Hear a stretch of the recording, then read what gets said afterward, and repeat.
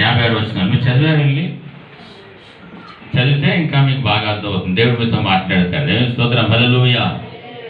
అయితే ఇక్కడ మనం చూసినప్పుడు ఇంత వారంలో మనకు తెలిసిన విషయం ఏంటంటే, జెఫన్యా ఏ వంశం నుంచి వచ్చాడు అంటే రాజవంశం నుంచి వచ్చాడు అన్నమాట. హిజ్కియా అంటే రాజు, హిజ్కియా రాజు అంటే రాజవంశం నుంచి వచ్చాడు. దేవునికి స్తోత్రం, హల్లెలూయా. అయితే ఈ విధంగా కొన్ని మైనర్ ప్రాపర్టీస్ ఉంటే చిన్న ప్రవక్తల గురించి మనం తెలుసుకుంటున్నాం. ఈ సమయంలో దేవుని యొక్క వాక్యము మనతో మాట్లాడినట్లుగా మనం ఎల్లప్పుడూ కూడా ప్రార్థన చేస్తూ ఉంటారు. అయితే ఈ సమయంలో ఒక వ్యక్తి గురించి మనం ధ్యానం చేద్దాం. ఆ వ్యక్తి పేరు ఉత్సవము. ఎవరిని పేరు పెట్టుకుంటారు? ఇలాగా పండగ అంటే సింపుల్గా మన వాడుక భాషలో పండగ అన్నమాట. పండగని ఎవరు పేరు పెట్టుకుంటారు? ఉత్సవము అంటే పండగ అన్నమాట. అతని పేరే పండగ, ఉత్సవము అని అర్థం అన్నమాట. అయితే ఇక్కడ పూర్తి అర్థం ఏంటంటే ప్రభు యొక్క ఉత్సవము అనే అర్థం ఆ ప్రవక్త గారి పేరు. అయితే ఇక్కడ మనం చూసినప్పుడు ఈ ప్రవక్త ఎవరంటే హగ్గై. ఎవరండి? హగ్గై. ఇతని పేరుకి అర్థం ఏంటంటే హెబ్రూ భాషలో అర్థం ఏంటంటే ఉత్సవము లేకపోతే ఫెస్టివ్ అంటే అర్థం అన్నమాట. పండగ ఏంటది? పండగ అన్నమాట. ఫెస్టివ్ లేకపోతే ఉత్సవం లేకపోతే పండగ అన్నమాట. దేవునికి స్తోత్రం, హల్లెలూయా.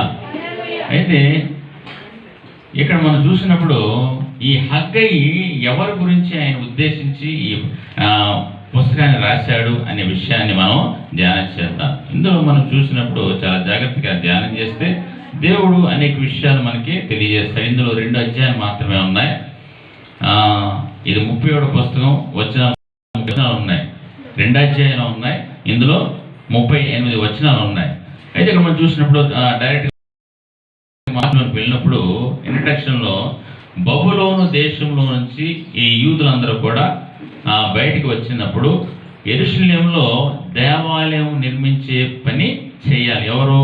యూదులు. బబులోను ఆ శత్రు రాజ్యం నుంచి బయటకు వచ్చిన తర్వాత ఎవరు? ఈ యూదా ప్రజలందరూ కూడా చెరలో నుంచి బయటకు వచ్చి వీళ్ళందరూ చేయాల్సిన పని ఏంటంటే మందిరం కట్టాలి. ఏం చేయాలండి? మందిరము కట్టాల్సి ఉంది. కానీ ఆ పని లేట్ అయిపోయింది. నేను అలా లేట్ చేస్తున్నాను, వీళ్ళు కూడా అలా లేట్ చేశారు. ఆ పనిని ప్రారంభించి ఏం చేస్తారంటే 16 సంవత్సరాలు అయిపోయింది, గడిచిపోయింది అనమాట. లేట్. అయితే ఈ మందిర పని పూర్తి కాలేదు. అయితే ప్రజలు వాళ్ళ ఇష్టానుసారంగా ఉంటున్నారు. దేవుని మాటకు విధేయత చూపట్లేదు, దేవుడంటే లోబడట్లేదు. అయితే దేవుని పనిని నెరవేర్చడానికి ప్రజలను ప్రోత్సహించే రీతిగా హగ్గై తన యొక్క మాటల ద్వారా దేవుడిచ్చిన ఆజ్ఞ ద్వారా ఏం చేశాడంటే ప్రవచిస్తున్నాడు అనమాట. అందుకని ఇతన్ని ప్రవక్త అన్నారన్నమాట. హగ్గై ప్రవక్త. దేవునికి స్తోత్రం, హల్లెలూయా.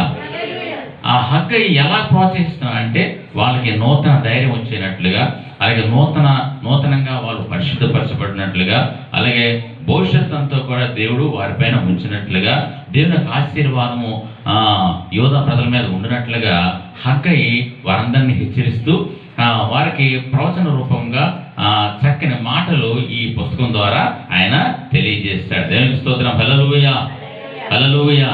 దేవుని పైన ఏ విధంగా విశ్వాసం ఉంచాలో, ఏ విధంగా భక్తితో ఉండాలో, ఏ విధంగా నీతితో ఉండాలో, ఏ విధంగా పరిశుద్ధ మందిరాన్ని కట్టాలో, ఏ విధంగా వాటికి పరికరాలు తీసుకురావాలో, ఆ విషయాలన్నీ కూడా ఈ హగ్గై ఏం చేస్తాడంటే వాళ్ళకి బోధిస్తున్నాడు, వాళ్ళకి హెచ్చరిస్తున్నాడు, వాళ్ళకి చెప్తూ ఉంటాడు. అలాగే మన కుటుంబంలో కూడా మన ఇంట్లో ఏదైనా చేయాలని ఏదైనా కార్యక్రమం అనుకోండి, మనం ఏం చేస్తాం? ఇంట్లో వాళ్ళతో మనం మాట్లాడుకుంటాం, ఆ విధంగా చేయాలి, ఈ సమయానికి రండి, ఆ సమయానికి మనం వస్తామని చెప్పేసి మనం ఇంట్లో వాళ్ళతో మాట్లాడుతూ ఉంటాం. అలాగే సంఘ పరిచయ కార్యక్రమాల్లో కూడా మనం ఏం చేయాలంటే సంఘంలో ఉన్న పెద్దలు, సంఘ కాపరి విశ్వాసులందరూ కూడా ఏం చేయాలని ఆలోచించి మనం చేస్తూ ఉంటాం. అదే విధంగా యెహోవా దేవుడు చెప్తున్నాడు, యోధా ప్రజలకి నువ్వు హెచ్చరిక చేయి, వాళ్ళు మందిరము కట్టాలి, ఆలస్యం చేస్తున్నారు, వాళ్ళు దేవునికి విధేయతగా ఉన్నారని చెప్పి విషయాన్ని జ్ఞాపకం చేయడానికి హగ్గై ప్రవక్తని యెహోవా దేవుడు ఆ సమయంలో ఆయన ఏర్పాటు చేశాడు. ఇంచుమించు ఆయన ఈ పుస్తకం రాసినప్పుడు